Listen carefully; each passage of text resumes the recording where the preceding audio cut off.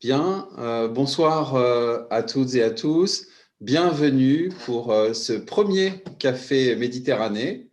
On ouvre un nouveau cycle avec l'Observatoire et la Fondation Roberto Cimetta, qui est présidée par Manuel Debrinet-Rissot, qui va animer d'ailleurs cette rencontre ce soir et d'ailleurs toutes les prochaines rencontres. Le Café Méditerranée, c'est donc la présentation en fait d'une ville de Méditerranée avec des acteurs culturels. Donc, on veut vraiment rentrer dans la culture de la ville avec des gens qui font une partie de la culture et qui connaissent l'activité culturelle, avec évidemment leur singularité de vision et aussi d'activité. Donc, on a décidé de commencer ce soir par la ville de Tanger. Voilà. On va vraiment rentrer en plein cœur de cette ville parce que nous avons deux invités, Stéphanie Gaou et Guillaume Tania, qui seront présentés tout à l'heure par Manuel, qui sont d'ailleurs à Tanger. Voilà, c'est ça aussi l'idée, c'est d'avoir des gens qui sont au moment même où on fait le café et avec lesquels on aura un échange avec Manuel et puis après une discussion ouverte avec vous, les participants. Voilà, peut-être juste une petite remarque. On enregistre ces cafés, donc ceux qui souhaitent ne pas être vus, vous pouvez enlever vos caméras. Voilà. Et puis surtout, merci de couper les micros pendant les échanges et de l'ouvrir quand vous souhaitez communiquer. Voilà. Je passe maintenant la parole à Manuel Debrinet qui va nous dire quelques mots. Merci Thibault, merci beaucoup pour cette invitation et cette aventure entre le Fonds Roberto Cimetta et l'Observatoire, effectivement sur la Méditerranée qui est un espace qui nous concerne tous et commençons effectivement ce soir par Tanger. Les villes en Méditerranée, les villes dans cet espace ont un rôle tout à fait particulier. Elles procèdent aussi de l'imaginaire de cette mer et de cet espace qui est à la fois un espace de partage et un espace évidemment de séparation. Et Tanger est une de ces villes absolument fantasmatique et parce qu'elle est située à l'extrême pointe septentrionale du Maroc, au carrefour entre l'Afrique et l'Europe, et puis au passage entre la Méditerranée et l'Atlantique. Elle, elle a un passé assez mouvementé qui résulte de cette localisation géographique et c'est vrai qu'au cours de son histoire, elle s'est trouvée au cœur d'intérêts extrêmement divergents et elle a été occupée tour à tour par des Portugais, les Espagnols, les Anglais à la fin du XVIIIe siècle, le sultan fit de Tanger la capitale diplomatique du Maroc et c'est une ville extrêmement stratégique. Et c'est une ville aussi dont on dit qu'elle est cosmopolite, au même titre que l'on dit que Beyrouth est une ville cosmopolite, que Alexandrie est une ville cosmopolite. C'est un mot qui transporte beaucoup d'éléments, plus ou moins positifs, selon la façon dont on se positionne sur les questions effectivement de diversité culturelle, mais le cosmopolitisme de Tanger a fondé un mythe assez prégnant et qui résiste encore. Bon, parce que Tanger a été une ville qui a attiré beaucoup les artistes, les hommes de lettres et toute une génération on va dire la Beat Generation et c'est vrai qu'à travers ces voix-là c'est formé une image et une vision de Tanger euh, qui, euh, qui persiste dans l'imaginaire des gens mais probablement pas dans l'imaginaire des Tangérois et de ceux qui l'habitent. Donc c'est la vision de Tanger d'aujourd'hui, je crois qu'on va aborder aujourd'hui, c'est par la voix de Stéphanie et de Guillaume qui, eux, habitent Tanger et ont choisi d'habiter à Tanger, ont choisi de vivre dans cette ville. Donc c'est par leur voix que nous allons pouvoir peut-être découvrir un autre aspect de la ville, en tout cas un aspect contemporain, cet aspect d'aujourd'hui qui fait que Tanger reste une ville absolument séduisante et irrésistible, mais par d'autres aspects peut-être que ceux qui étaient ceux de la séduction du siècle dernier.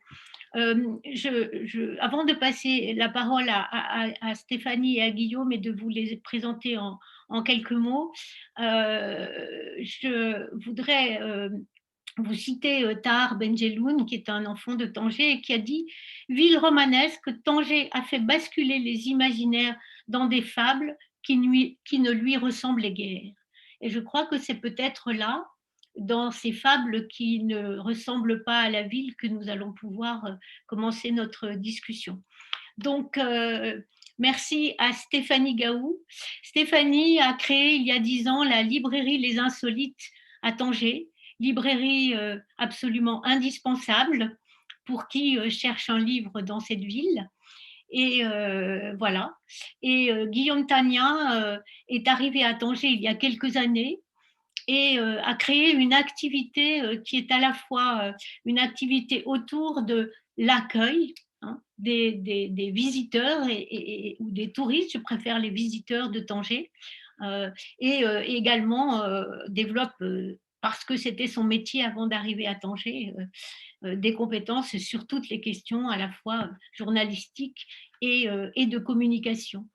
Donc, avant même de leur donner la parole, avant même d'initier ces questions, eh bien, nous allons commencer par quelques minutes d'un petit documentaire, d'un tout petit documentaire qu'Arte a fait sur Tanger, et qui vont vous donner déjà quelques idées, quelques pistes aussi, à la fois pour découvrir la ville et peut-être aussi commencer la réflexion et les questions.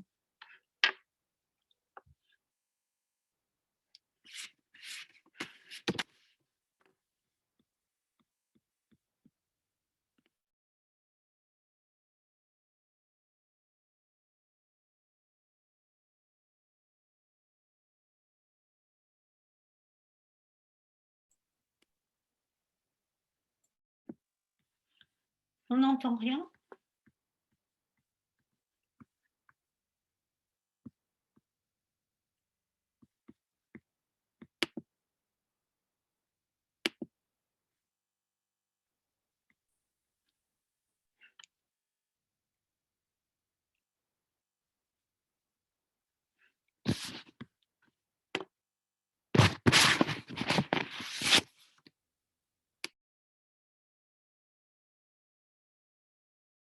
Fut autrefois une cité cosmopolite sulfureuse.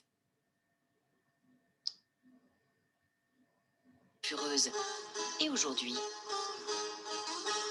cet endroit a toujours été un carrefour. Phéniciens, Arabes et Européens s'y installèrent. Tanger ne fut jamais une colonie, mais à partir de 1923, une zone internationale. Un centre pour la diplomatie, l'économie et aussi le vice, le sexe et la drogue. Tout était à portée de main. La Beat Generation fit de Tanger la Mecque des artistes. Libraire et écrivain, Simon-Pierre Hamelin a appelé ça le syndrome de Tanger. Quiconque arrive à Tanger se prend automatiquement pour un poète. Lui-même prend la chose avec humour.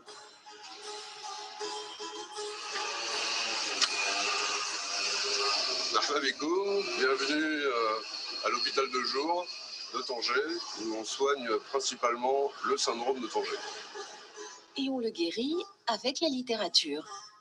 À la librairie des Colonnes, qui existe depuis 1949, il semble que les beatniks étaient comme chez eux. Simon-Pierre Hamelin, né à Paris, y est devenu écrivain. Il veut nous donner un aperçu des artistes actuels.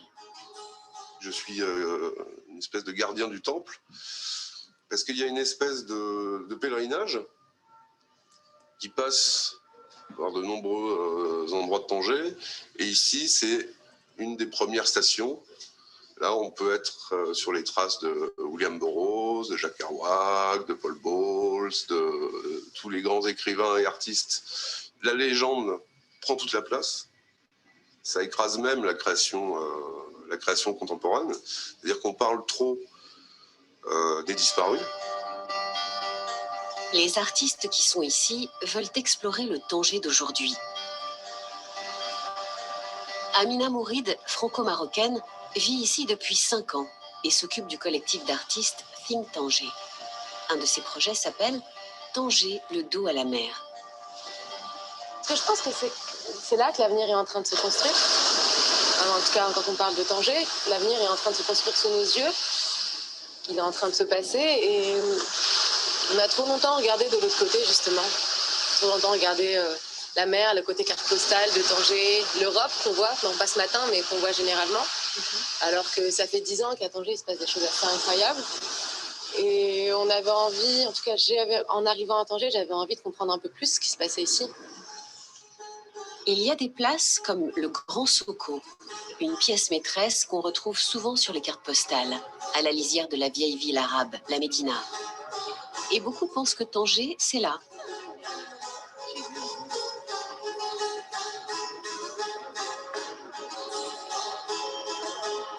Amina aime cet endroit, mais elle veut attirer notre attention sur une autre partie de la ville.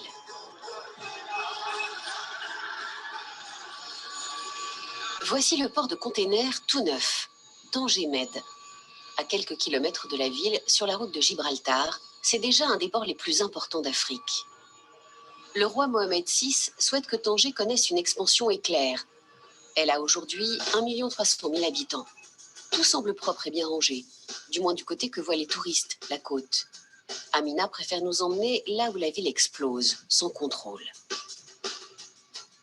Je pense que ce qui est intéressant, c'est qu'on est en train de voir la coexistence de différents types d'habitations, des habitations beaucoup plus récentes, on peut voir de ce côté-là, beaucoup plus résidentielles, et des habitations un peu plus informelles. Bon là, un peu moins, mais on va en voir sur le chemin. Ce qui est impressionnant, c'est qu'il y a énormément d'immeubles aussi qui sont encore vides, ou des immeubles un peu comme derrière, tu vois, qui sont en construction au milieu de nulle part.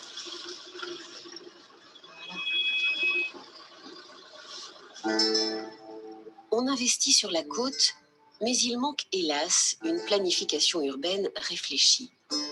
Des quartiers entiers sont laissés à eux-mêmes, surtout du point de vue culturel et social. Amina et ses collègues artistes nous le montrent.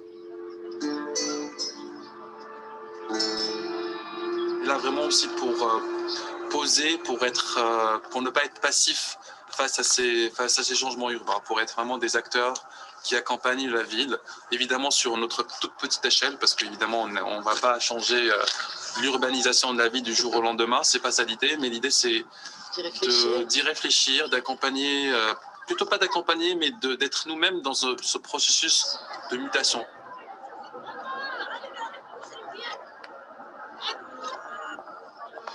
Amina nous mène à l'atelier de Think Tanger, près du Grand Soko. Les artistes peuvent l'utiliser pour travailler. C'est un espace ouvert aux voisins, aux architectes, aux créateurs, pour réfléchir en commun à l'avenir de la cité.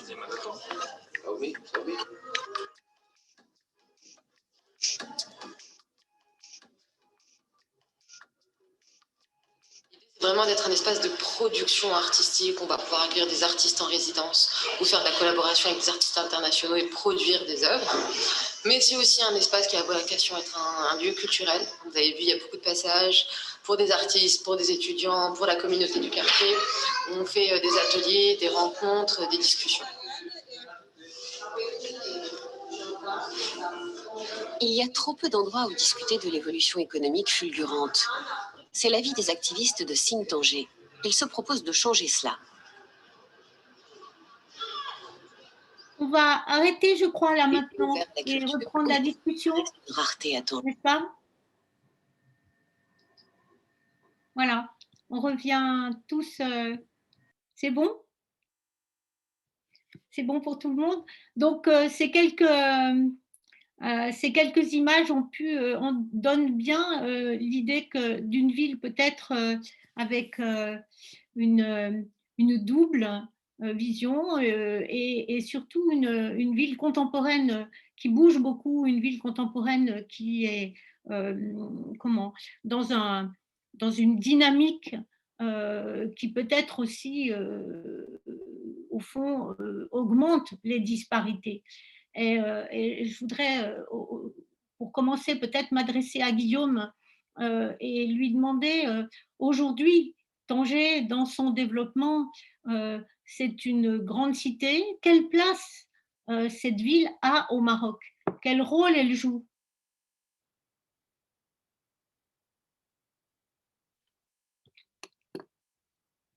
Tu ouvres ton micro?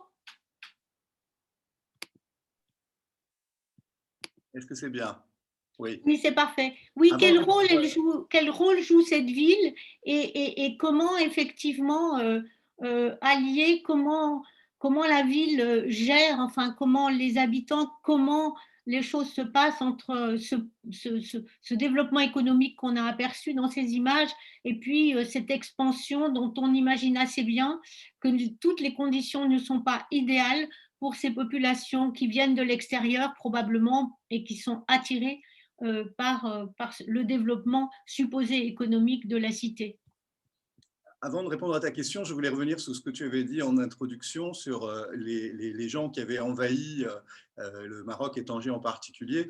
Parce qu'il y a une chose importante, c'est que d'abord, il y a eu les Grecs et les Romains, par exemple, les Carthaginois, etc. Mais il y a eu aussi les Arabes. Il ne faut pas oublier que le Maroc, Tanger en particulier, c'était une population berbère initialement, juive aussi d'ailleurs, il y avait des tribus juives, qui se sont alliées pour combattre les Arabes. Et ça aussi, c'est important dans ce qui se passe au Maroc. Alors, quant à l'expansion de la ville, elle est encore plus importante en ce moment, puisque la Médina et la Casbah, c'est-à-dire les deux quartiers historiques de la ville, c'est Beyrouth, les drames en moins, mais il y a des travaux partout, tout a été détruit, il y a de l'assainissement qui a été créé, les sols sont refaits, il y a même quelque chose d'un peu Disneyland avec des centaines de portes en cèdre qui vont être installées sur les commerces. Et tout ça, c'est une énorme révolution à Tanger, puisque la Médina et la Casbah, c'était essentiellement le territoire que allaient voir les voyageurs, les visiteurs dont tu parlais tout à l'heure, et les Marocains, comme c'était le cas dans les vieux quartiers historiques auparavant des villes européennes, les Marocains n'allaient pas dans ce quartier, voire avaient très peur de ces quartiers qui leur semblaient être des lieux de pouilleux. Et donc là, il y a en effet une révolution qui se fait dans ces quartiers, cette Médina et cette Casbah, avec une vie qui va être meilleure pour les habitants, puisque nombre de maisons sont rénovées, des maisons qui allaient s'écrouler ont été reconstruites. Et puis on va avoir un centre historique qui va reprendre de la vigueur autrement et peut-être qui va attirer aussi les Marocains. Et sur l'expansion de la ville, il dit dans le reportage d'ailleurs, il n'y a pas de planification urbaine réfléchie. Et c'est en effet une des réalités de Tanger et du Maroc certainement d'ailleurs, c'est que c'est un point de vue européen de dire planification urbaine réfléchie, parce que ici, ça se fait, les gens font. Y compris dans l'informel, y compris dans la construction illégale, y compris dans tout cela. Et cela provoque aussi la difficulté à avoir une planification urbaine réfléchie.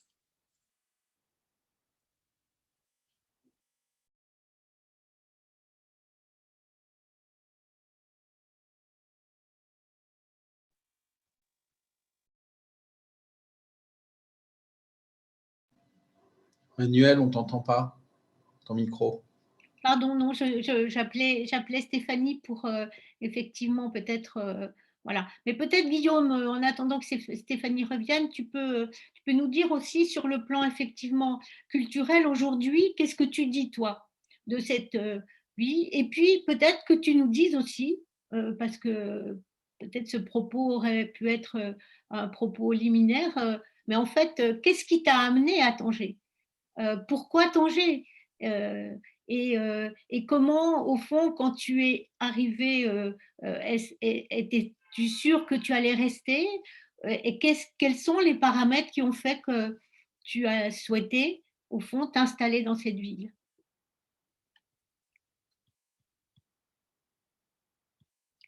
Micro. Voilà. Est-ce que Voilà. c'est... Oui, la réponse, elle est très simple. C'est encore plus avec le Covid. Je ne me lasse jamais, quand je sors de chez moi, des sourires et des mots adorables et gentils des Marocains. Et je ne m'en lasse jamais. Et je n'imagine plus revenir en France parce que je me lasserai très vite des mines sombres, des gens qui ne sont pas aimables, alors qu'ici, c'est quelque chose qui est répandu. Mais dès que vous sortez, il y a 10 personnes qui vous ont salué, qui vous ont souri. Et c'est la raison essentielle qui m'a fait venir ici et qui me fait rester ici. Stéphanie, qu'est-ce que tu nous dirais sur effectivement les aspects effectivement, de développement de la ville aujourd'hui? Alors, moi, j'ai un regard un peu circonstancié sur cette question parce que je pense qu'en effet, les autorités, notamment les autorités royales, souhaitent faire de Tanger un pôle très attractif. Ils ont très bien compris que par le positionnement géographique, elle est une sorte de vitrine. Tout autant, j'habite ici depuis 17 ans. Et pour moi, Tanger, c'est un peu la phrase du Guépard à la fin où on dit « tout bouge pour que rien ne change ». Alors, il y a, oui, une expansion au niveau citadin, au niveau urbain. En même temps, Guillaume fait très bien de souligner que, voilà, en ce moment, on a un wali. Donc, le wali, c'est une sorte de gouverneur. Préfet. Qui souhaite redorer voilà, une sorte de préfet.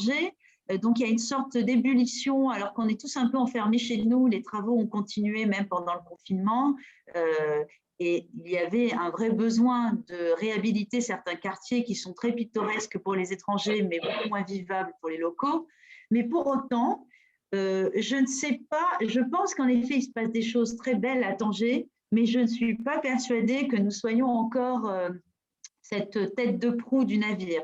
C'est-à-dire que moi qui ai beaucoup d'amis marocains de Casablanca, de Marrakech, par exemple, pour les Marocains, Tanger, ça reste une ville charmante, une ville où on vient se reposer, une ville où on vient se changer les idées, mais elle n'est pas encore déterminante au niveau industriel, enfin au niveau entrepreneuriat. Ça commence, et on est encore au balbutiement. Alors après, ça vient, mais on l'a dit tout à l'heure, on a parlé en introduction hors antenne, on a parlé des disparités dans les classes sociales marocaines tangéroises. C'est une ville qui est cosmopolite aussi dans ses classes sociales. Donc ça, c'est intéressant, c'est-à-dire que se côtoient à Tanger très facilement des personnes qui vivent extrêmement aisément, voire richement, et des personnes qui vivent de manière misérable, hein, il n'y a pas d'autre mot à dire. Donc, ça fait une des richesses de la ville. Ça peut aussi un jour faire un des risques de la ville de Tanger, parce que c'est une ville avec des disparités qui grandissent. Il y a eu un souhait de faire de Tanger une deuxième Casablanca, quand même, hein, ça c'est le souhait national. Pour l'instant, voilà, on est sur le chemin d'être une deuxième Casablanca, mais nous ne sommes pas Casablanca. Et quelque part, tant mieux. Alors, qu'est-ce que ce serait une deuxième Casablanca? C'est-à-dire, quels sont les paramètres mis en avant pour que ce soit une deuxième Casablanca? Parce que quand même, Casablanca, c'est 12 millions d'habitants, une capitale économique énorme et tout. C'est une vraie capitale économique, c'est-à-dire un souhait, c'est d'avoir de plus en plus de grandes entreprises qui ne sont pas seulement utiles à l'export ou pas seulement utiles aux zones franches. C'est aussi d'avoir en interne et pour le service du pays des industries qui sont plus spécialisées dans le service ou dans la communication. Voilà. Enfin, pour l'instant, les grands centres Casablanca fonctionnent comme Paris, hein, tout est centralisé au Maroc. Donc, c'est là-bas qu'il y a Maroc Télécom, c'est là-bas qu'il y a Inouï, c'est là-bas qu'il y a Orange, c'est là-bas qu'il y a l'ONCF. Enfin, voilà, ça reste le centre, le cœur du pays au niveau industriel. Et je pense qu'au fur et à mesure, on aimerait un peu délocaliser pour que Tanger devienne un pôle plus important du nord du Maroc. Mais on est encore assez loin parce qu'on est dans une région où finalement Tanger est une sorte de poche qui fonctionne toute seule dans le nord-ouest du pays. Mais finalement, tout le reste du nord du Maroc est assez peu relié. Donc, c'est balbutiant. C'est l'objectif, mais pour l'instant, ça reste balbutiant. Donc, quand je parle du Guépard, et c'est aussi ce que j'aime à Tanger, c'est que finalement, il y a une forme d'éternel frémissement en apparence, mais que le fond de la marmite reste Et là, j'en reviens à ce que dit Guillaume, c'est-à-dire que les Tangérois ne sont pas très empreints des changements, en fait. Ils voient bien que tout change, mais eux restent étonnamment les mêmes que je les ai connus. Enfin, moi, je suis venue à Tanger la première fois il y a 22 ans bientôt, et je ne les trouve pas changés d'un iota. Et même les jeunes ont une sorte de sens de la contemplation, du sens de la lenteur qui les rend extrêmement attachants et qui les détache de cette destinée qui se veut très entrepreneuriale de la vie. Et donc, oui, c'est ça. Les caractéristiques de comment, quand tu parles de ce côté tangérois, alors c'est quoi un tangérois? Parce qu'il y a quand même une diversité culturelle considérable, c'est-à-dire cette ville a été traversée et encore traversée par, même aujourd'hui encore, quand on est à Tanger, on entend parler espagnol, anglais, on entend parler français et on entend parler évidemment arabe d'Arija, mais et du coup, on sent quand même qu'on est dans une ville, en tout cas, ma perception moi de la ville, c'est pas du tout la même que quand je suis à Rabat ou que quand je suis à Casablanca. Je vais trouver des ponts et des choses à peu près similaires entre Rabat et Casa, mais alors à Tanger, on est quand même un peu ailleurs. On est dans un environnement qui est tout à fait spécifique avec une ambiance tout à fait particulière. Donc, un Tangérois, c'est quoi alors pour toi? Et on demandera à Guillaume après ce qu'il en dit. Je t'écoute et je cherche. J'ai envie de résumer un Tangérois par cette phrase qui est très tangéroise et que j'ai entendue pratiquement dès mes premiers séjours ici, où je me suis intéressée à parler la darija, donc le dialecte marocain, et qui a encore plus de spécificité à Tanger.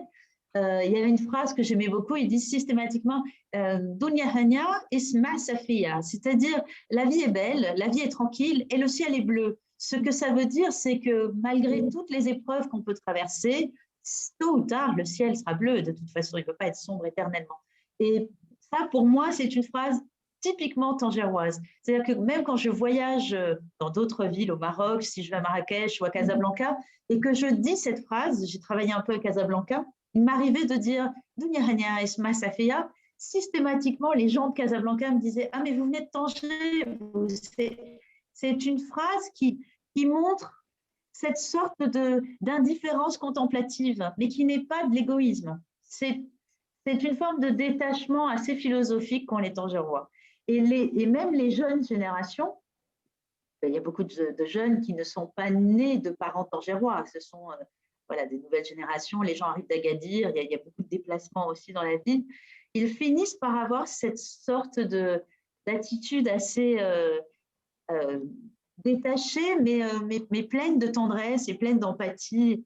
J'ai envie de dire, un Tangérois, c'est un peu palermitain parce que j'ai la chance d'être souvent allée à Palerme et je vois beaucoup de correspondances dans la manière de prendre le quotidien à Palerme et celle de Tanger.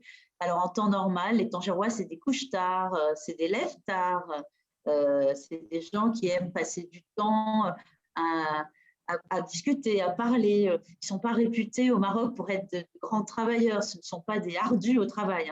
Finalement, ils sont du nord du Maroc, mais c'est les Méditerranéens de l'Afrique, finalement. C'est tout le nord de l'Afrique.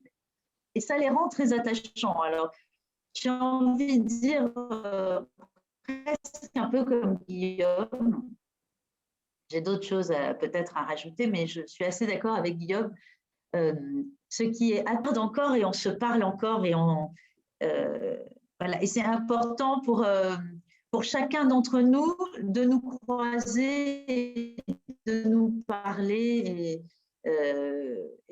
et d'exister en fait. Voilà. Alors je ne sais pas si je suis très claire, mais moi c'est ce qui m'a retenue à Tanger en tout cas, parce que c'était pas vraiment à Tanger que je voulais m'installer, donc mais je voulais pas aller très loin. Hein. Guillaume, que dis-tu de ça? Sur Tanger, il y a une phrase très explicite de Pierre Malot qui dit « Tanger est une ville où nul ne se comprend, mais où tout le monde s'entend ». Et je trouve que c'est une excellente définition de ce que c'est, y compris un Tangérois. Même si on ne se comprend pas, on s'entend. L'autre chose aussi, c'est sur ce qu'est Tanger. C'est en fait, quand on relit la littérature, Morand, etc., tous les gens qui ont écrit sur Tanger à l'époque de la zone internationale, puisqu'il faut rappeler quand même que la spécificité de cette ville, c'est qu'elle a été la seule ville gérée internationalement de toute l'histoire de l'humanité. Ça n'a existé nulle part ailleurs. Donc ça lui a donné un statut si particulier. Mais en fait, quand on lit la littérature ou des témoignages sur Tanger, c'était une ville en effet extrêmement cosmopolite, mais à vrai dire, c'était une petite ville provinciale, au charme provincial, comme Deauville pouvait l'être, comme Cannes pouvait l'être. Ce n'était pas une immense ville, ce qui fait qu'en effet, ça n'est pas comparable à Casablanca, ce n'est pas comparable, donc, qui est la capitale économique, à Rabat, qui est la capitale politique. Nonobstant le développement actuel de Tanger, regarde ce que disait Stéphanie, c'est un développement qui n'est pas du tout centré sur le Maroc comme toutes les entreprises qu'elle citait, mais c'est un développement qui est centré sur sa position géographique. Tanger-Med en est l'exemple le plus évident, ou Renault, ou la prochaine ville chinoise qui devrait s'installer avec, je crois, 300 000 habitants et plus de 100 000 emplois créés, si cela se fait. Tanger est la porte de l'Europe et la porte de l'Afrique. Et toute l'industrie qui s'installe ici, elle ne fonctionne pas du tout dans une vision nationale, mais elle fonctionne essentiellement dans une vision intercontinentale, internationale. Et ça, c'est très important. Et puis aussi, je voudrais aussi modérer ce qu'a dit Stéphanie, parce que je trouve qu'il y a quand même en tout cas les gens que je fréquente, qui sont des banquiers, qui sont des avocats, qui sont des gens qui sont très actifs, ils se lèvent tôt, ils n'ont pas du tout le même façon d'être que les Tangérois justement de la Casbah, qui en effet se lèvent tard, voire ne se lèvent pas, et tous ces gens, ils se lèvent tôt, ils vont porter leurs enfants à l'école, ils vont travailler, ils font des voyages à Casablanca, à Rabat, ils font des voyages en Europe. Ce sont des gens qui ressemblent tout à fait aux classes moyennes ou classes moyennes supérieures ou classes supérieures des autres capitales du Maroc, mais aussi d'Occident ou d'Orient. Alors, j'essaye de comprendre comment marche le micro. Alors, oui, tu as raison, j'en ris toute seule, je ris toute seule dans le bureau. Alors, pour autant, je ne sais pas comment est le directeur de ta banque. Moi, le mien est extrêmement sympathique, mais je ne vois qu'au Maroc un directeur de banque où dans la banque, il y a le serveur du café d'en face qui arrive avec le petit café au lait, le thé à la menthe. Et ça, tu trouves quand même assez régulièrement à Tanger. Alors, c'est très marocain aussi, mais c'est ça qui rend les choses attirantes dans cette ville. C'est qu'il y a une forme de simplicité encore. Tu peux être face à un directeur de banque, à un grand directeur d'entreprise, mais il y a un rythme tangérois qui rend tout le monde assez humble. Ah, j'en ai une visiteuse. Voilà, je vous présente une vraie tangéroise. C'est elle, en fait. Elle est née à Tanger. Moi, je ne suis pas une vraie tangéroise, mais ça, c'est une tangéroise. Voilà, le dodo après. Voilà, elle a voulu savoir ce que fait maman quand elle s'enferme dans le bureau de papa. Voilà.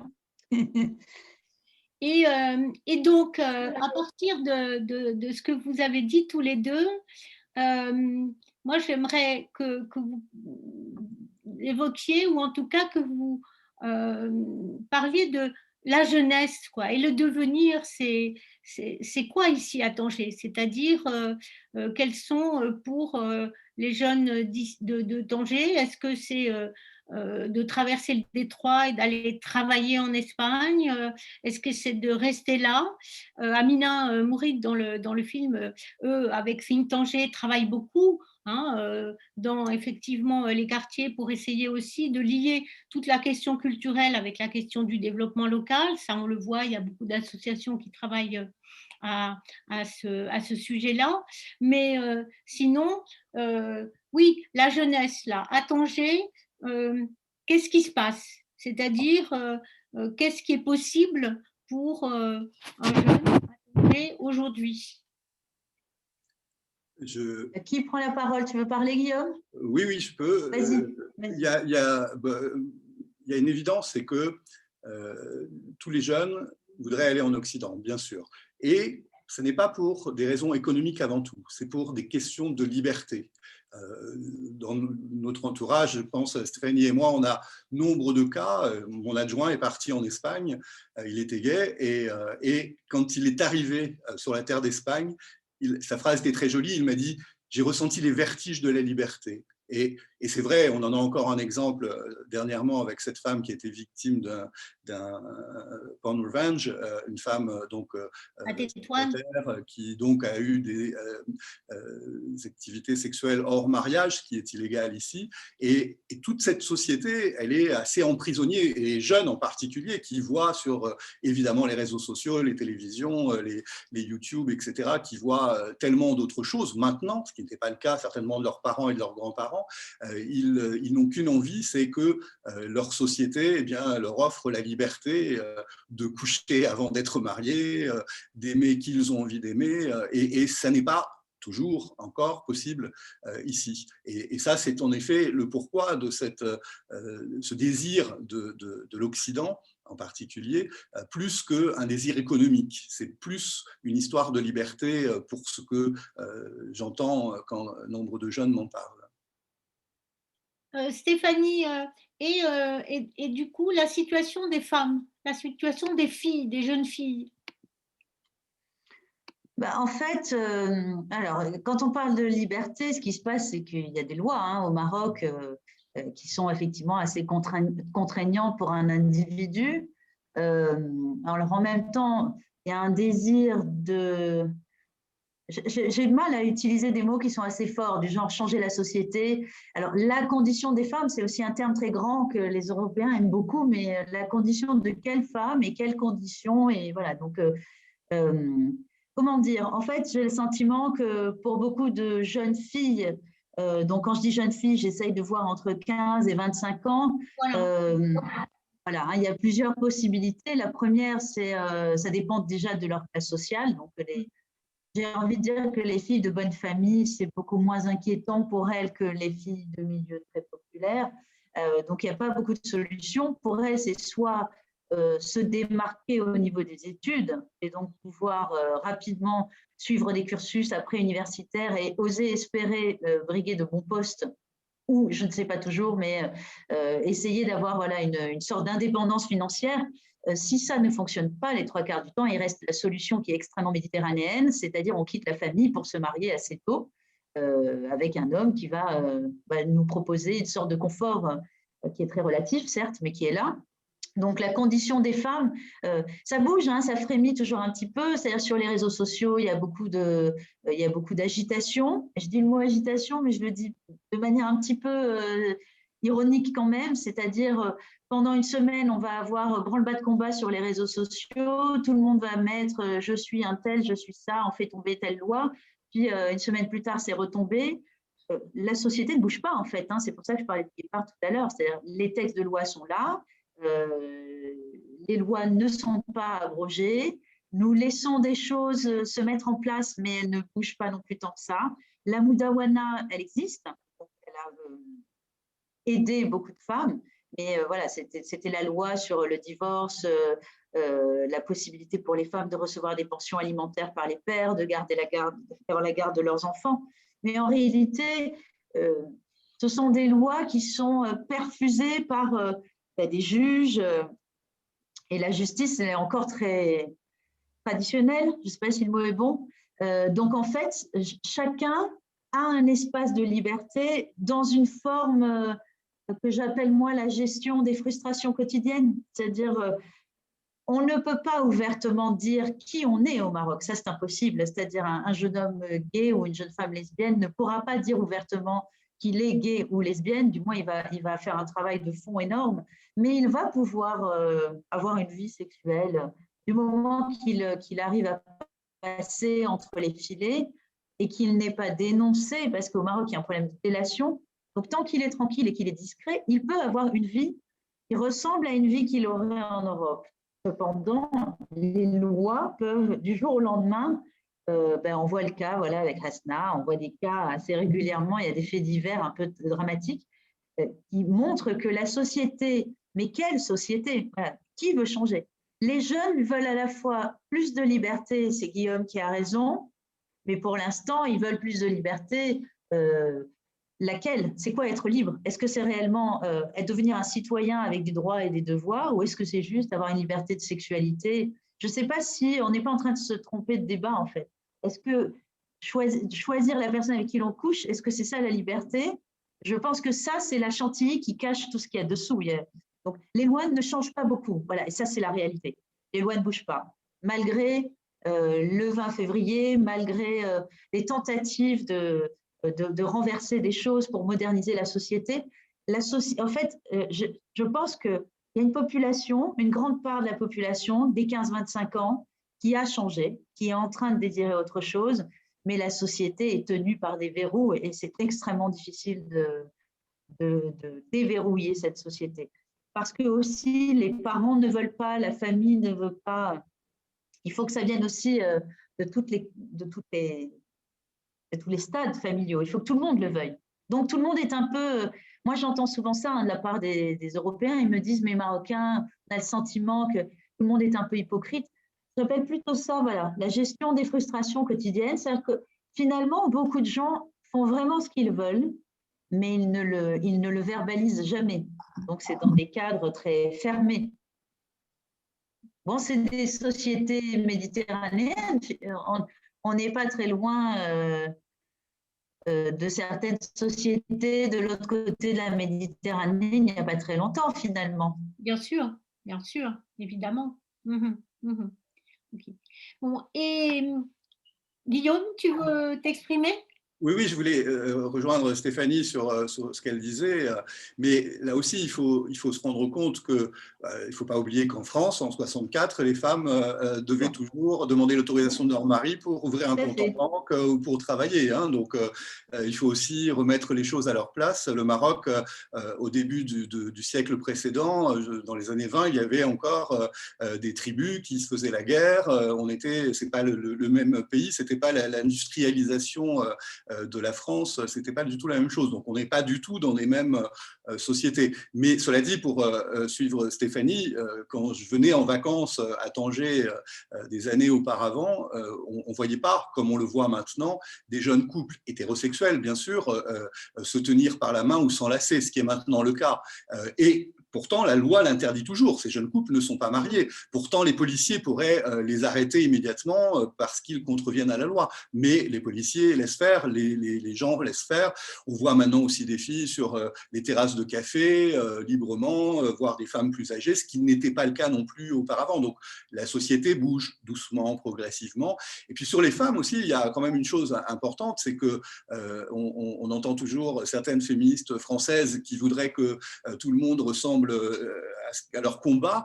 En l'occurrence, au Maroc, il y a beaucoup de femmes qui sont chefs d'entreprise. La présidente de l'équivalent du MEDEF marocain était pendant plusieurs années une femme qui était à la tête d'une multinationale marocaine. Il y a nombre de femmes ministres, il y a nombre de femmes députées. Et je pense, en effet, comme le disait Stéphanie, que la question, mais elle se pose aussi de la même façon en France, c'est dans la rue, c'est le harcèlement, c'est toutes ces choses qui sont là où il y a cette violence méditerranéenne, peut-être, en tout cas cette violence faite aux femmes. Et en revanche, dans les cercles du pouvoir, qu'ils soient économiques ou politiques, les choses commencent à avancer là aussi de façon offensive de la part de, sinon le gouvernement, parce qu'il est tiraillé entre le PJD et les autres partis plus progressistes. En tout cas, il y a une volonté de cette société de promouvoir plus fortement la place des femmes au sein des organismes de direction. Très bien. Je pense, merci beaucoup à tous les deux, mais je pense qu'on peut peut-être ouvrir aux personnes qui nous écoutent, qui nous suivent, et à peut-être recevoir quelques questions.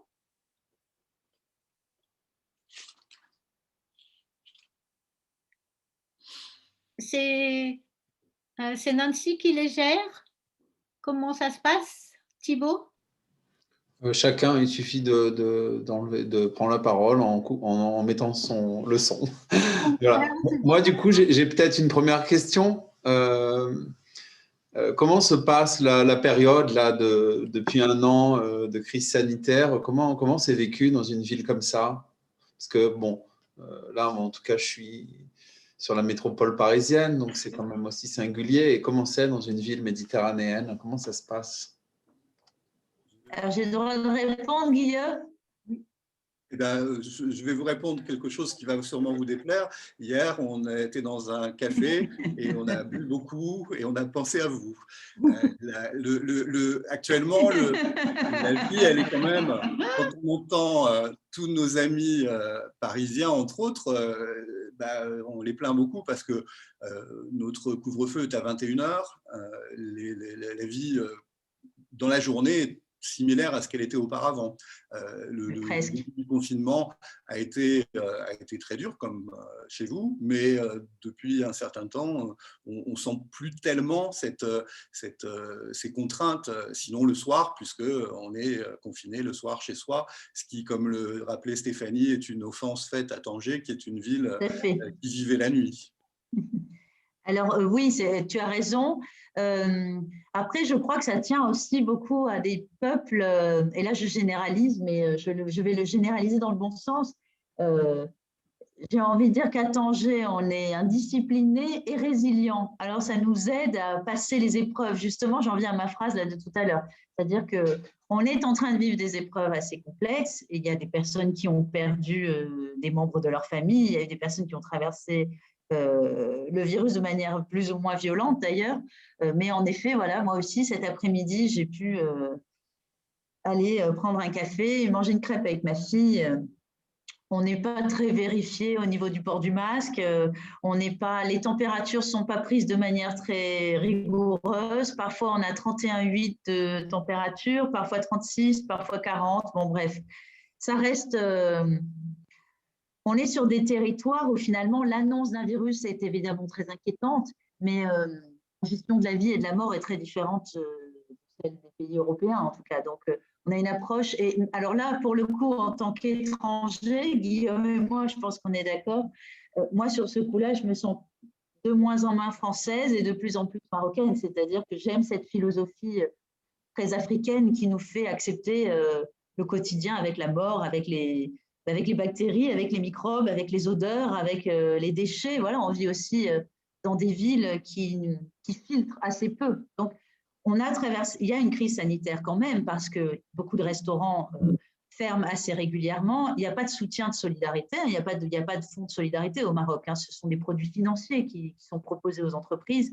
Voilà, les librairies ont fermé, comme tous les commerces l'année dernière, puisque le confinement a eu lieu assez tôt. Moi, j'ai fermé le 17 mars, la librairie, la galerie, et j'ai été un peu indisciplinée puisque j'ai ouvert avant l'autorisation officielle d'ouvrir. Mais voilà, tout le monde m'a dit, tu n'as pas d'autorisation, tu vas avoir des problèmes avec la police, tu vas avoir des problèmes avec l'administration. Finalement, j'ai eu des visites de Mocadem, des visites de CAIS, mais je n'ai pas encore eu de problème. Voilà, et il y a encore un peu, voilà, on est sur des territoires où on parle de villes méditerranéennes, on est sur des territoires où il y a encore un peu des interstices. On a encore le droit d'être un tout petit peu anticonformiste. C'est pas bien ce que je dis, hein. Voilà, c'est pas beau, hein. On n'a pas le droit de le dire. Si je puis me permettre, c'est tout à fait ça. La différence essentielle entre les souvenirs que j'ai de la France et ce qui se passe ici, c'est un peu l'histoire de la société civile et de la société politique. C'est-à-dire que le gouvernement décide des mesures, dont le couvre-feu par exemple en ce moment, et puis les gens font un peu ce qu'ils veulent. Un peu, pas complètement. Oui. Un exemple particulier, j'ai accompagné des clients, j'ai accueilli des clients, les seuls clients que nous avons eu dernièrement, et donc ils sont arrivés après le couvre-feu. Et donc moi, j'allais rentrer chez moi après le couvre-feu. Et en bon français, j'étais un peu inquiet de ce qu'allait en penser la maréchaussée, de me retrouver dans l'illégalité. Et puis, le taxi qui les a emmenés, notre taxi, m'a raccompagné chez moi. On a été arrêtés par des policiers qui ont demandé ce qu'on faisait. On a expliqué et puis ils nous ont dit allez-y. Et à 21h30, donc une demi-heure après le couvre-feu, j'étais dans la rue de mon quartier, qui est dans le centre-ville, donc pas la Casbah et la Médina, où il y avait beaucoup de monde dans les rues quand j'ai quitté la maison, beaucoup de monde, et les commerces étaient ouverts quand ils devaient être fermés. Et j'ai remarqué que dans mon quartier, il y avait plein de gens dans la rue, en fait, qui bravaient le couvre-feu et qui se promenaient, qui allaient chez d'autres gens. Et c'est quelque chose d'assez habituel tous les soirs. Et puis les Tangérois ils ont beaucoup d'humour. Les Tangérois disent on ne comprend pas pourquoi on a un couvre-feu, que fait le corona, il sort à 21h. Voilà, ils prennent beaucoup de choses avec ce détachement. Il y a une forme d'humour. Par moments, j'ai l'impression que je suis dans un film de Pasolini ou de Fellini à Tanger. Parce que chacun a une espèce de poésie. Comme on fait quand même assez peu confiance dans les décisions gouvernementales, on a fini par, et je dis on parce que j'en fais partie, et on a fini par faire parler son instinct et se dire que bon, on fait le maximum de ce qu'on peut faire, mais la vie est là et la vie est importante. Et on est avec des Méditerranéens, ce sont des gens affectifs, ils ne peuvent pas s'empêcher de se prendre dans les bras. Les gens portent le masque de manière totalement artistique, pour ne pas dire anarchique. Voilà. Et peut-être qu'on est en train de créer notre immunité collective. Je n'en sais rien, je dis ça tout en n'étant pas du tout une spécialiste du sujet, mais c'est vrai qu'au niveau mental, la charge mentale est assez légère en ce moment au Maroc à ce sujet. Il est là, on parle de la vaccination, il y a encore des gestes barrières, mais il n'y en a quand même pas tant que ça non plus. Il y a toujours des lieux qui sont malheureusement interdits. Voilà, moi, la galerie, je ne peux toujours pas faire d'expo parce que mon espace est trop petit, donc je ne peux recevoir que 10 personnes maximum. Je ne vois pas l'intérêt de faire des expositions. Mais pour autant, on peut quand même aller travailler. On croise, il y a de la vie en fait. Voilà, comme tu dis, Guillaume, oui, il y a des commerces qui restent ouverts au-delà du couvre-feu. Il y a des jeunes qui font de la moto à 11h du soir. Je ne sais pas comment ils font. Enfin bref, il y a une forme de… C'est les ragazzi de Pasolini. On n'est pas sage à Tanger. Voilà, c'est ce que disent les Marocains d'ailleurs, des Tangérois. On est des flibustiers, on est des pirates. Alors quand on aime cette vie, c'est vrai qu'elle reste encore extrêmement confortable. Alors les personnes très pragmatiques qui habitent en ce moment à Tanger sont très inquiètes parce que beaucoup de gens me disent les gens ne respectent rien dans la rue, moi j'ai très peur, on va finir par attraper le corona. Et en fait, moi je vois la chose de manière peut-être beaucoup plus poétique. Je me dis non, on est en train de cultiver notre immunité collective et puis on n'a pas de charge mentale aussi sévère que celle que je vois en tout cas en France. J'ai beaucoup d'amis qui m'appellent en ce moment et qui sont atteints mentalement déjà. Plus personne ne veut nous parler, Guillaume, ça y est, tout le monde est fâché. Bon, d'autres questions? Une chose, Emmanuel, Oui. ça aussi c'est important pour comprendre ce qu'est le Maroc, bien sûr, mais Tanger en particulier, c'est la solidarité au quotidien et de proximité, non seulement familiale, comme on pourrait l'imaginer, mais au-delà. Les gens du quartier demandent de vos nouvelles. Si vous n'êtes pas sorti depuis quelques jours, la phrase rituelle, c'est « Ah, ça fait longtemps ». Mais ça veut dire vous nous avez manqué quelque part. Et puis, je vais donner cette anecdote parce que je la trouve tellement belle et tellement émouvante. J'ai un ami qui est un SDF à qui je donnais de l'argent beaucoup parce que à chaque fois que je lui donnais de l'argent, le lendemain, il était rasé de frais, il était allé chez le coiffeur, il était allé au hammam. Sa dignité, l'argent lui permettait de recouvrer sa dignité. Et cet homme, donc je lui demandais des courses quelquefois pour le payer, pour que ce ne soit pas une aumône. Et il connaissait où j'habitais. Et quand il y a eu le confinement, ça frappe un jour chez moi. Et cet homme était allé voir le Mocadem, qui est un agent d'autorité, un fonctionnaire, pour demander l'attestation de sortie qu'on devait avoir comme en France, en expliquant que j'étais un Français tout seul, que je ne savais pas faire. Et donc, il avait obtenu de cet agent d'autorité, ce qui n'était pas normal, puisqu'on devait se présenter pour obtenir cette attestation. Il avait obtenu cette attestation pour moi, pour que je puisse sortir et que je n'ai pas de problème. Et puis, quand le masque est devenu obligatoire, idem, ça frappe chez moi. Et cet ami SDF est arrivé avec un masque qu'il avait trouvé pour me l'offrir et pour que je me protège. Et ça, je trouve que c'est très… cette jolie histoire, c'est tout à fait ce que sont les gens de Tanger et les gens pauvres de Tanger en particulier. C'est un grand village, en fait. Hein. On a encore… C'est un gros village, voilà. Et c'est vrai qu'on est… je disais tout à l'heure en plaisantant, ça dépend comment on est accueilli à Tanger, c'est aussi beaucoup de soi. Hein, c'est-à-dire, les Tangérois ont quelque chose de très sensitif et sentent les gens qu'ils ont face à eux. Donc, et j'aime bien ça chez eux. C'est-à-dire, s'ils sentent que les intentions d'une personne sont belles, je ne dis pas que tout va devenir paradisiaque, mais ils ont un instinct qui fait que ils vont forcément accueillir la personne du mieux possible s'ils voient qu'on n'est pas en train d'être sur sur une sorte de frein. Voilà, ils n'aiment pas les gens qui se freinent, qui se braquent. Là, ils vont essayer de trouver nos travers. Mais si on se dit, OK, je vais laisser… moi, je dis souvent que c'est une ville où j'accepte le flux et le reflux. C'est-à-dire, j'accepte d'être prise et ramenée à la sauce tangéroise, qui parfois est très perturbante, mais qui est souvent très récompensante. Voilà, et tu dis très justement… alors moi, je ne vois pas si les gens sont pauvres ou pas pauvres parce que je ne fais pas toujours attention, mais j'y fais quand même assez attention malgré tout. Et c'est vrai qu'il y a cette tendresse et on finit par l'avoir.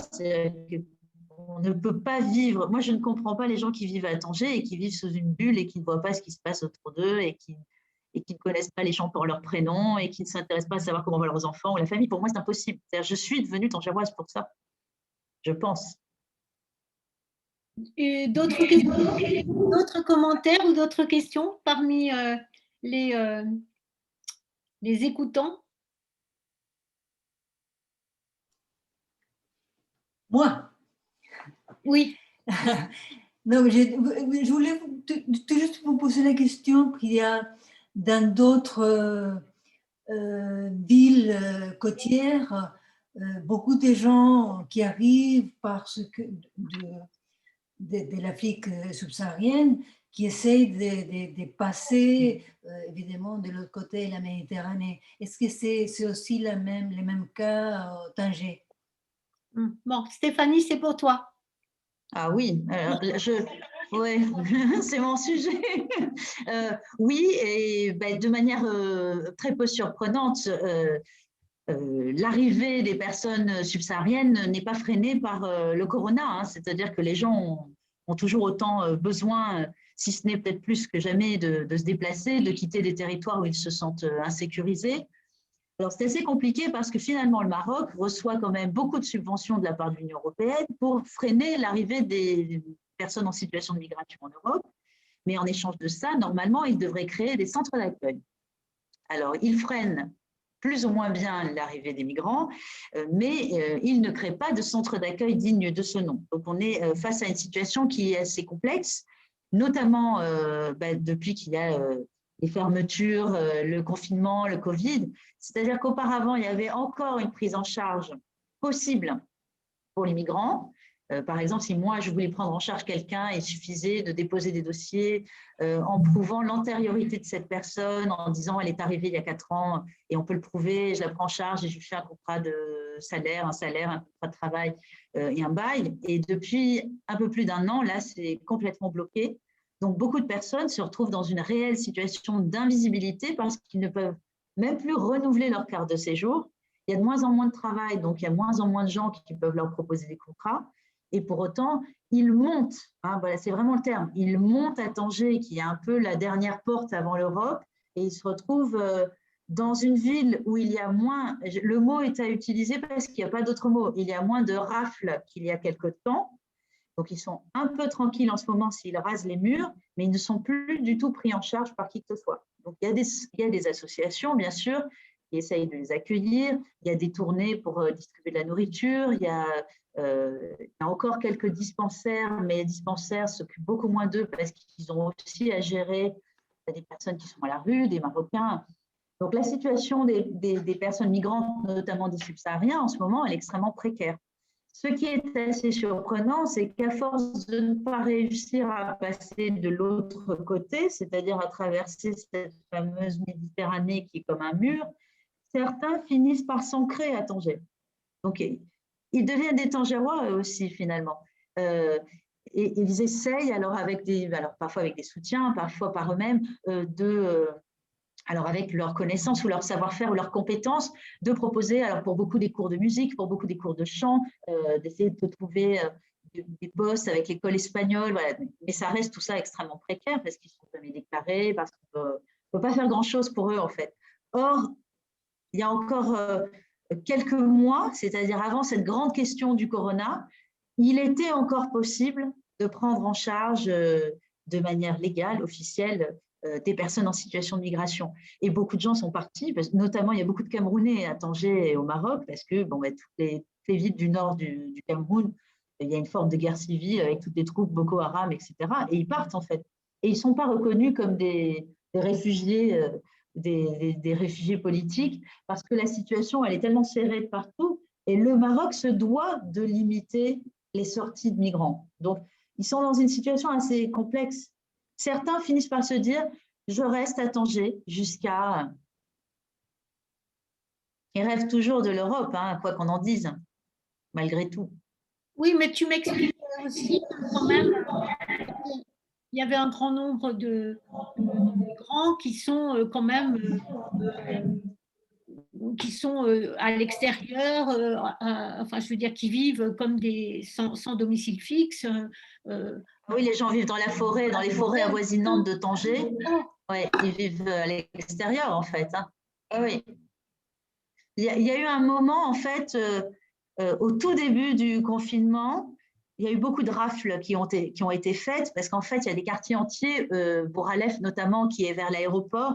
Donc, ce sont des quartiers entiers où des communautés noires africaines, hein, j'insiste, parce que le Maroc est aussi en Afrique, mais noires africaines, qui se sont installées. Alors, ils se débrouillent, hein, ils vivent à plusieurs dans une chambre. Ils sont très souvent maltraités, mais aussi au niveau financier. On leur fait payer une fortune, des chambres misérables. Alors, au début du confinement, il y a eu beaucoup de rafles. C'est-à-dire la police débarque à 3 heures du matin, elle embarque tout le monde, elle met les gens dans des bus et elle ramène beaucoup de migrants à la frontière ou à Sidi Ifni, on les perd dans le désert. C'est absolument inhumain. Et beaucoup refont le voyage en sens inverse, ils reviennent. C'est-à-dire autant de fois qu'on va les renvoyer dans le désert, ils reviennent parce qu'ils ont bien conscience que c'est quand même à Tanger où c'est possible. Un des seuls endroits où on peut rejoindre l'Europe, c'est soit par les limites de Ceuta, où là on n'est vraiment plus qu'à 14 km, ou même Tanger où on est à 32 km. Donc beaucoup ont essayé, certains arrivent quand même encore à passer, donc ils appellent ça faire BOSA, c'est-à-dire réussir le transfert de frontières, et d'autres se retrouvent pour de bon, comme ils sont quand même identifiés par la police, sont obligés d'aller se cacher dans les forêts. Donc là, il y a eu un climat, il a fait très froid. Guillaume, puisque tu es resté à Tanger, tu le sais. Donc on a eu des températures qui étaient à 1 degré, -2. Donc c'est des gens qui vivent dehors, quoi. Ils vivent comme un sanglier. Hein. Il n'y a pas d'eau, il n'y a rien, quoi. Donc là, ça a été assez compliqué parce que il y a les associations sont débordées par les personnes qui vivent à la rue déjà, les enfants en situation de précarité. Ça a augmenté la précarité. Il y a vraiment une paupérisation violente, hein, depuis quelques mois. Moi, j'ai retrouvé la misère que j'ai connue à Tanger la première fois où je suis venue, c'est-à-dire il y a 22 ans. Elle est comme ça en ce moment. Oui, mais parce qu'il y a tout un ensemble de métiers, semble-t-il, c'est-à-dire qui ont quand même été tous les gens qui avaient des petits métiers dans la rue et tout, on en voit beaucoup moins. Moi, qui suis venue en novembre, effectivement, j'ai été frappée de voir combien il y avait beaucoup moins, effectivement, de vendeurs dans la rue, combien quand même, et ça fait quand même une économie, c'est-à-dire… Alors là, elle revient. Ceux-là reviennent, mais entre-temps, ça a vraiment le niveau de vie de certaines personnes a vraiment baissé. Les gens qui ne peuvent plus payer leur loyer sont à la rue, ce qui n'était pas le cas parce qu'ils ont repris des petits métiers, vendeurs de mouchoirs, mais il n'y a plus personne en fait. Tanger vivait aussi d'un apport de personnes extérieures, de touristes, mais aussi de touristes marocains, c'est-à-dire des gens de Casablanca, des gens de Rabat. Voilà, moi j'ai perdu une grande partie de ma clientèle, évidemment étrangère, c'est-à-dire qui arrivent de l'extérieur du Maroc, mais aussi marocaine, c'est-à-dire des clients qui venaient de Marrakech, de Casablanca. Il est encore difficile de circuler d'une ville à une autre. Donc, les gens ne prennent pas le risque de devoir encore demander des autorisations, aller voir le pacha, faire des papiers, donner des bacs-fiches. Donc, on a évidemment, et Guillaume ne peut pas me contredire, beaucoup moins de monde ces derniers mois. Il n'y a quasiment personne dans les rues. Moi, je retrouve le Tanger que j'ai connu il y a des années, mais du coup, je retrouve aussi cette population qui ne sait plus trop sur qui compter parce qu'il n'y a pas forcément les petits métiers, les boulots de serveur. Là, chacun tient à son travail. Hein, et puis, voilà, quand on est mis à la porte, à Tanger, il n'y a pas de chômage, il n'y a rien derrière. Hein, ça recommence à zéro, quoi. Même si il y a eu quand même un effort étonnant du gouvernement pendant quelques mois, qui a en effet permis aux gens de toucher, aux salariés déclarés, Voilà. Nombreux, puisque l'informel est très, très important ici. En tout cas, les salariés qui étaient déclarés touchaient un revenu des allocations de 2000 dirhams par mois, considérant que le SMIC est à 2500. Et c'est ça qui risque d'être très grave au Maroc, c'est qu'il y avait, alors les pauvres se sont encore plus appauvris. Quand je dis les pauvres, c'est les gens très très pauvres dont parlait Stéphanie, ils sont vraiment beaucoup appauvris, mais aussi le drame pour ce pays, c'est aussi qu'il y avait l'émergence d'une classe moyenne et une classe moyenne supérieure au Maroc, et cette classe moyenne, elle a été extrêmement déclassée, puisque des gens qui gagnaient 10 000 dirhams, par exemple, se sont retrouvés avec 2000 dirhams de salaire. Donc, toute cette classe moyenne globalisée, y compris d'ailleurs très occidentale dans sa façon de considérer et de vivre les choses, elle est actuellement complètement laminée. C'est sûrement ça le grand drame à venir du pays, c'est la disparition, l'hécatombe dans cette classe moyenne et cette classe moyenne supérieure. Qui était assez neuve finalement, qui était assez récente. Donc, elle n'a pas eu le temps de, comme tu dis très justement, de se stabiliser. Ce sont des personnes souvent qui vivent à crédit, des gens qui ont pris une voiture à crédit, qui ont imaginé avoir un foyer un peu plus important au lieu de faire un seul enfant, ils en ont peut-être fait 2. Beaucoup de gens avaient inscrit leurs enfants dans des écoles privées. Tout le monde a refait un rapatriement des enfants vers les écoles publiques. On connaît l'état des écoles publiques. Voilà, donc il y a quand même... c'est pour ça que je dis, quand on est sur un territoire où il y a une résilience absolument incroyable, c'est voilà, les gens continuent quand même, les gens ont quand même le sourire, on voit des gens rire dans la rue. Tu as dit une phrase tout à l'heure quand tu as dit « je sors dans la rue, je vois des sourires ». Ben oui, on voit des sourires, on voit des gens qui, malgré tout, savent encore se demander s'ils vont bien. Et ça, c'est vrai que alors c'est la force du territoire africain, hein, c'est que c'est comme ça, je crois, quasiment dans toute l'Afrique. C'est ce mot résilience qu'on entend beaucoup en Europe. Ici, il est mis en application chaque seconde, chaque instant. Et c'est ce qui le rend intéressant. Alors, on a un peu moins parlé des artistes parce qu'on avait beaucoup. Moi, j'aimerais bien y revenir. Je n'ai pas de questions qui émergent, donc je vais passer toute seule. C'est vrai que c'est un territoire qui a beaucoup plu, évidemment, et toujours autant aux artistes étrangers. Hein. C'est vrai que c'est une ville qui multiplie les qualités au niveau de sa lumière, de son position géographique, de cette forme d'ouverture d'esprit aussi des habitants de la ville, qu'ils soient tangérois de naissance ou pas. Hein, voilà, j'agrandis un peu. Et en fait, alors ce qui est à déplorer ces derniers temps, c'est que du coup, voilà, on est peu de galeries, on n'était déjà pas beaucoup, et on est assez peu de galeries à pouvoir proposer des expositions et donc continuer à faire connaître le travail des artistes, parce qu'on a des mesures assez sévères, par contre, au niveau de la réception du public. Donc, un espace comme le mien, moi, mon espace fait 80 mètres carrés, j'ai droit à 12 personnes, c'est le maximum. Je ne peux pas avoir plus de personnes qui viennent en même temps fréquenter la librairie. Alors, je trouve ça dommage parce que j'avais prévu, et je ne suis pas la seule galeriste, d'exposer alors parfois des artistes bourgeonnants, parce que c'est ce qui m'intéresse dans ma galerie. Et là, du coup, ça fait 1 an que j'ai aussi des artistes qui me supplient presque d'exposer. Parce qu'en fait, ils n'ont plus rien d'autre. Il y a beaucoup, c'était leur seule source de revenus, c'était de vendre des œuvres ou de la photographie. Et là, je pense aussi à eux parce qu'ils étaient déjà dans des situations assez précaires. Et là, ces derniers temps, beaucoup se sont vraiment paupérisés. C'est-à-dire, et quand bien même je ferai une exposition ou quand bien même je vois d'autres galeries faire des expositions, quand je vois les personnes présentes au vernissage, il n'y a pas de clients, il n'y a personne. C'est-à-dire, il n'y a pas d'acheteurs ou de collectionneurs. En ce moment, à Tanger, on a un marché artistique qui est complètement à l'arrêt, en fait. Donc, pour les artistes, c'est très, très difficile parce que, sauf dans le cas où certains ont un autre métier, donc ils sont professeurs, ils sont aux Beaux-Arts, mais ceux qui ne vivaient que, et déjà de manière très fragile, de la vente de leurs œuvres, pour l'instant, là, beaucoup souffrent beaucoup parce qu'il n'y a pas assez, par exemple, quand on est photographe au Maroc, il n'y a pas assez de boulot à côté alimentaire. On ne peut plus vraiment faire de mariage, on peut plus faire de mariage puisqu'on peut se réunir. Les conditions de travail pour beaucoup d'artistes se réduisent. L'Institut français de Tanger, ça fait 1 an qu'il n'a pas organisé quelque chose. Moi, pareil. Et les quelques galeries qui continuent à organiser de manière assez courageuse d'ailleurs les événements ne sont pas fréquentés par les collectionneurs ni par le public. Donc, je pense aussi à cette ville qui a un capital artistique si fort, parce qu'il y a toujours des artistes Dans le film qu'on regardait tout à l'heure, dans le documentaire, Simon-Pierre Hamelin dit voilà, c'est étouffant, le mythe de Tanger. Oui et non, en fait. Je crois que sa vision est aussi un peu perturbée par le lieu dans lequel il travaille. En réalité, les artistes de Tanger sont détachés du mythe de Tanger. Ça y est, pour eux, parfois même, c'est pour eux une source d'inspiration. Moi, je rencontre beaucoup d'artistes ou photographes ou plasticiens qui s'en amusent de la Beat Generation, de Burroughs, de Bowles, et qui en font une interprétation qui est très rock'n'roll, qui est géniale, en fait.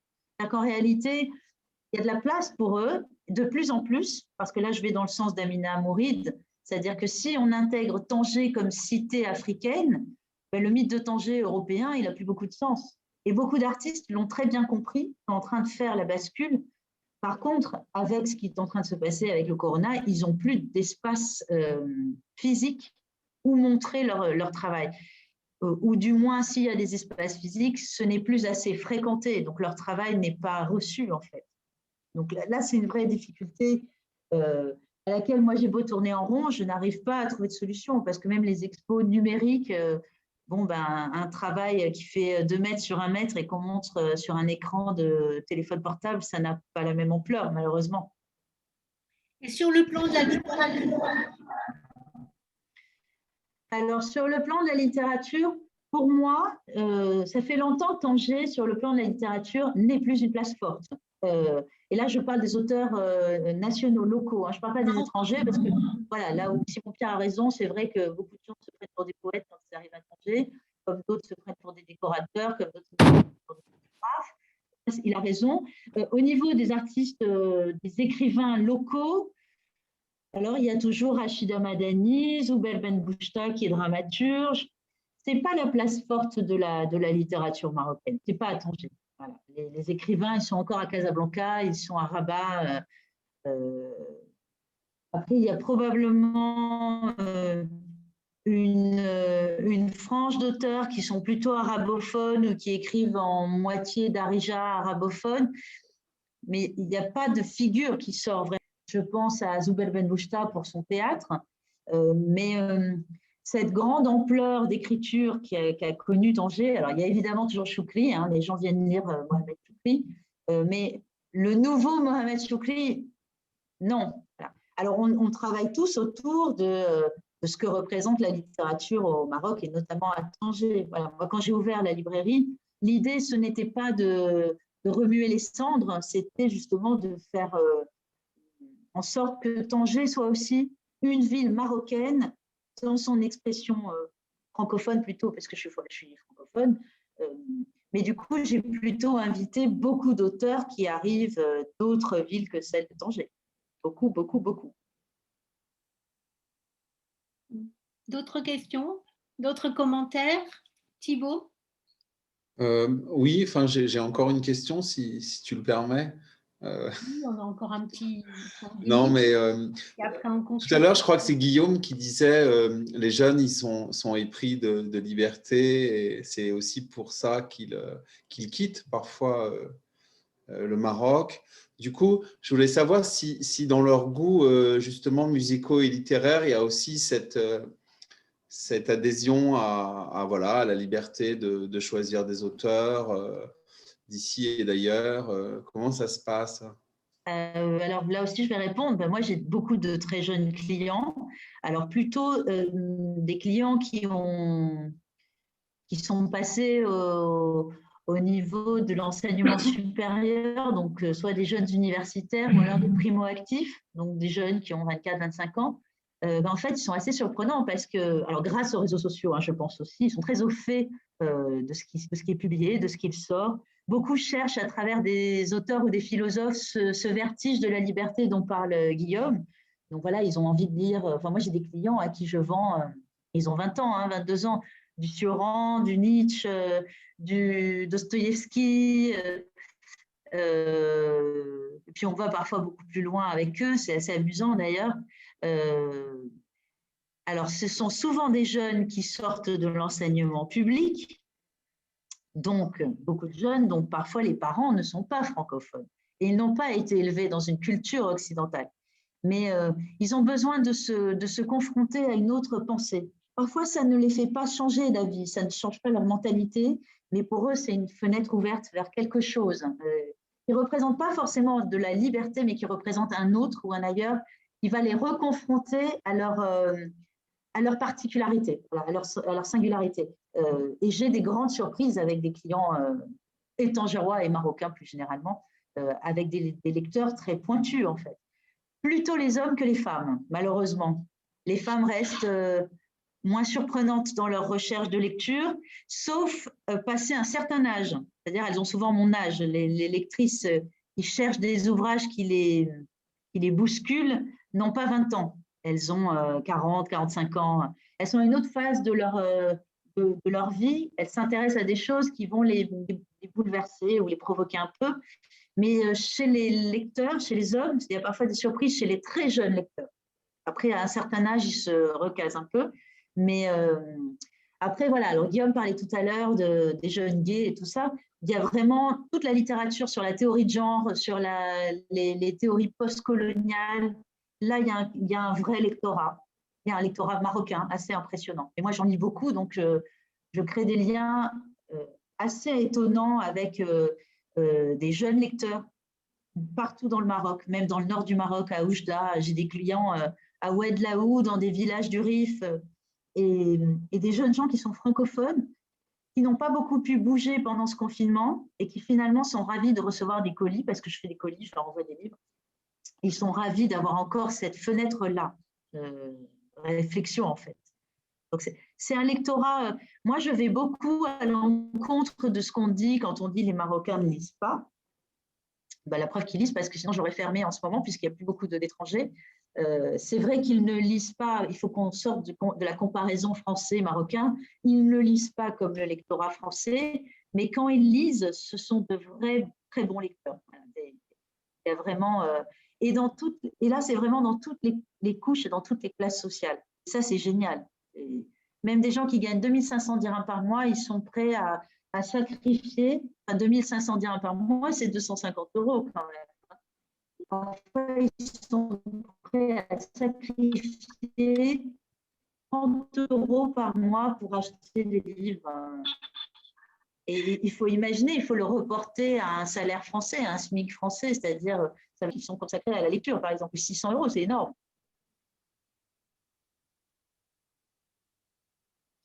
Bien. Oh, on t'a perdu, Stéphanie. Thibaut, encore une question? Oui, pardon, ça bouge. Je voulais, sur le sujet proche, qu'est-ce qui se passe dans le monde du théâtre? Est-ce qu'il y a des troupes, des théâtres, des jeunes qui essayent des choses différentes, un peu informelles, etc. etc. Alors, il y a un jeune homme, je ne sais pas si tu connais Hamza, Guillaume, Hamza Boulez. Ouais. Tu m'entends, Guillaume? Tu ne connais pas? Alors, je ne sais pas s'il est de… Tu vois qui c'est? Qui fait du théâtre. Exactement. Alors, oui, il fait du théâtre itinérant dans un camion. Alors, je crois qu'il est d'origine de Tanger, mais alors, lui, il a créé un concept de théâtre itinérant. Donc, il a réussi à développer des fonds, à lever des fonds pour acheter un camion. Et donc, il se déplace avec l'autorisation des autorités, bien sûr, pour présenter des pièces de théâtre en darija. Parce que c'est quand même la langue qui est la plus parlée, hein, surtout à Tanger.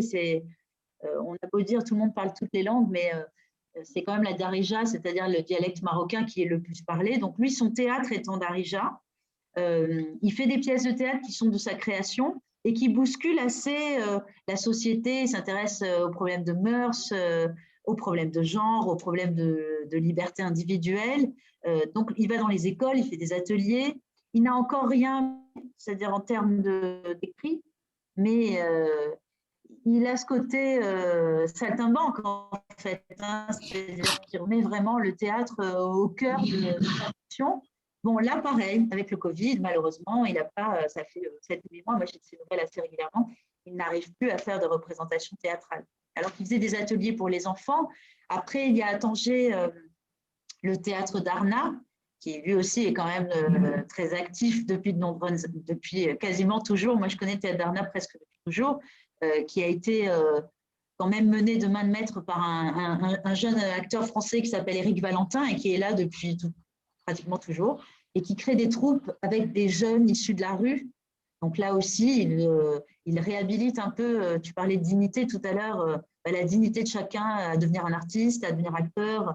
Donc ils font des réinterprétations de pièces de théâtre, ils ont fait Le Petit Prince, Parisien, ils font beaucoup de choses. Mais là, le Covid bloque tout. Donc il y a des initiatives, et des initiatives qui viennent d'acteurs culturels locaux, pas seulement des étrangers. C'est-à-dire, nous, on est des vecteurs, mais il y a de la créativité. C'est pour ça que j'ai du mal quand j'entends que les acteurs les acteurs de la vie culturelle à Tanger sont écrasés par le mythe. Bon, ça a vieilli d'un coup, c'est fini tout ça. Ça fait 10 ans que c'est terminé. Ils sont là, ils savent créer des structures. Elles sont parfois très marginales, elles n'en sont que plus intéressantes. Par exemple, je ne sais pas si tu as appris, Guillaume, mais pendant le Covid, donc là, il y a quelques semaines, il y a des jeunes qui ont loué un garage derrière la librairie, donc dans une rue, la rue de la Galerie Kent.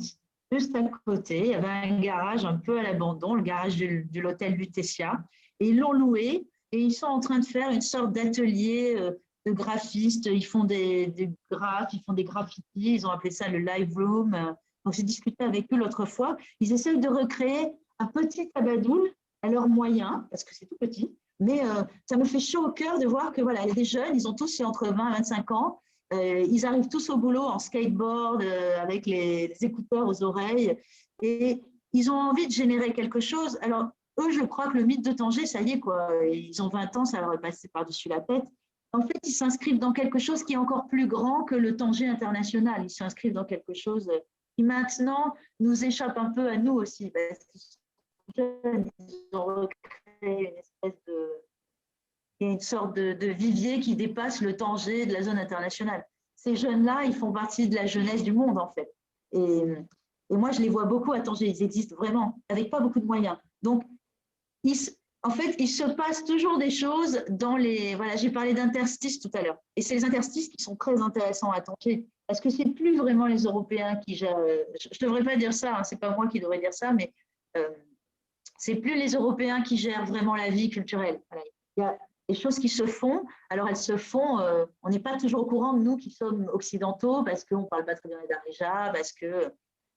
ils n'osent pas toujours venir nous dire qu'ils font quelque chose, ils pensent que ça ne va pas nous intéresser, mais il y a des initiatives, il y en a encore. Au théâtre, dans les arts vivants, parce que Tanger, c'est plus vivant que littéraire maintenant. Voilà, les jeunes Tangérois, ils aiment la photo, ils aiment l'art plastique, ils aiment l'image, ils aiment les performances, un peu moins la littérature, un peu moins. Ça leur parle moins, en fait. Et il y a quelque chose il faut dire aussi, c'est que moi, quand je suis arrivé ici, j'arrivais de la ville où habite Emmanuel, Lyon, où il y a des grosses structures culturelles, il y a une vie culturelle absolument intense, institutionnelle. Et puis, il y a aussi, évidemment, des petits théâtres et des compagnies, toutes celles dont tu parlais. Et quand je suis arrivé à Tanger, je me suis dit, mais c'est le désert culturel complet. Parce que, en effet, je ne connaissais pas tout ce dont parlait Stéphanie, c'est-à-dire toutes ces initiatives, y compris dans des cafés, des concerts dans des cafés, etc. Et là, depuis quelque temps, il y a un retournement complet, puisque l'État était peu présent sur la création et le ministère de la Culture, encore plus qu'en France, très pauvre. Mais là, il y a un changement énorme, c'est que à Tanger en particulier, ces travaux dont je parlais dans la Casbah et la Médina vont s'accompagner de la création de 4 ou 5 lieux culturels. Alors, il y a aussi sur la Corniche, c'est-à-dire le long de la mer, un immense Palais des Arts qui vient d'être construit, qui est très beau d'ailleurs, qui est au dernier cri pour l'acoustique, dernier cri pour tout ce qui est scénique. Mais la question, elle est la même que d'ailleurs celle qui s'est posée en France dans les années 70-80, quand toutes les villes ont créé leur théâtre. Il n'y a pas de réflexion sur la direction artistique de ces lieux. C'est-à-dire que l'ancienne prison va être un musée, mais on sait que ça va être un musée. Mais Donc, quoi? les travaux sont faits pour en faire un musée sans qu'il y ait de décider quelle va être la politique et la direction artistique, surtout, à ce musée. Et ça vaut aussi pour ce Palais des Arts qui, je crois que c'est 2000 places. Énorme, énorme. Oui, c'est ça. Plus une autre Oui, c'est petite 2000 salle, places. plus des studios de répétition, etc. Et rien n'a été dit au moment du projet, au moment de la construction, et maintenant qu'il sera inauguré dans quelques temps, rien n'a été dit sur ce qui sera programmé, sinon peut-être les choses des tourneurs internationaux, mais en tout cas, rien n'est dit sur ce qui va s'y créer. Bah, les tourneurs internationaux qui vont Pour venir l'instant, au Grand Théâtre de Rabat, voilà. au Grand Théâtre de Casa, à Oujda, pareil au théâtre, qui sont toutes des salles absolument énormes et qui ont été pensées pour être là, mais qui n'ont pas forcément été pensées pour être et programmées et dirigées. Ça, c'est vraiment une question se pose, mais ça, c'est un autre débat, la question de la politique culturelle au Maroc. Oui. Voilà. Y en a-t-il une d'ailleurs? Ouais, bah, c'est ça. Il y a des prémices, il y a des choses. Tout à fait, oui. Il y a des signes, mais qui sont très, très insuffisants dans la prise en compte globale d'une politique culturelle avec des choix stratégiques et autres. Voilà. Bon, peut-être il est bientôt 22 heures et ça fait un long moment que nous discutons. Donc, Thibaut, qu'est-ce qu'on conclut, à ton avis? Oui, je pense que c'est bien. Merci beaucoup, Manuel, pour… Moi, j'ai juste trois informations à donner, peut-être pour Vas-y. ceux qui nous écoutent. C'est le film d'Arte dure plus longtemps que ce que vous avez vu. Donc, il est sur le site d'Arte dans une rubrique qui s'appelle Métropolis. Donc, voilà, si vous voulez le regarder jusqu'au bout. Vous avez vu dans le film Amina Mourid de Think Tanger. Je voulais vous dire que Amina Mourid et Think Tanger avec l'équipe Hicham viennent de participer, sont partie prenante du premier projet dans le cadre de Africa 2020, donc qui est la grande manifestation de l'Afrique en France, et par un projet qui s'appelle Zone Franche et qui est un lien qu'ils font entre Douala, Paris et Tanger. Et cette exposition, puisque c'est en fait des arts visuels et arts plastiques, a été inaugurée ce soir à 18h. Donc c'est Zone Franche, Douala, Paris, Tanger. Et puis dernier point, dernière information, qui concerne peut-être pour certains d'entre vous, vous connaissez les rencontres d'Averroès, donc initiées par Thierry Fabre, qui ont donc plein d'éditions qui se déroulent en principe en novembre à Marseille. Les rencontres d'Averroès n'ont pas pu avoir lieu donc cette année, mais vous allez trouver un podcast Averroès et qui s'appelle Traverser les frontières et qui concerne les villes de la Méditerranée. Donc c'est un écho, ça sera un écho à la fois ce premier rendez-vous que nous avons et puis peut-être les suivants. Voilà. Merci en tout cas à tous. Merci pour votre participation. Merci Stéphanie, merci Guillaume. On se voit bientôt en mars. Inch'Allah. Voilà, Inch'Allah. Je vous embrasse et merci à tous. Merci de votre participation. Je vais juste dire un petit mot, pardon. Oui. Donc, en fait, chez moi, j'ai une reproduction on ne le voit pas bien, mais du tableau de Matisse, qui est une fenêtre ouverte sur Tanger. Et en fait, en plus, quand on est confiné, c'est vrai qu'on regarde des fois un peu plus ces tableaux. Et du coup, merci à vous parce que vous m'avez permis je suis à la fenêtre, mais vous m'avez permis d'aller au-delà et de rentrer beaucoup plus dans Tanger et dans le Tanger du moment. Donc, merci beaucoup Stéphanie Gaou et Guillaume Tania. Vraiment très intéressant tout ce que vous avez dit et je pense que ça a été beaucoup apprécié. Donc, merci. Et c'était une belle réussite, je trouve, pour ce premier Café Méditerranée et un beau symbole avec cette ville de Tanger. On va poursuivre après. Donc, on vous annoncera la prochaine ville, on verra avec Manuel.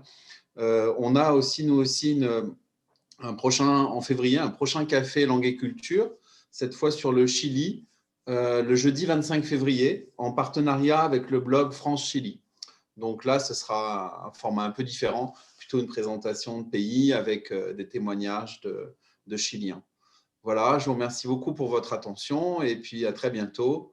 Voilà, sur je pense encore un petit moment, sur nos cafés en ligne. Merci beaucoup et bonne fin de soirée. Au revoir. Bonne soirée à tous. Merci, au revoir. À très bientôt.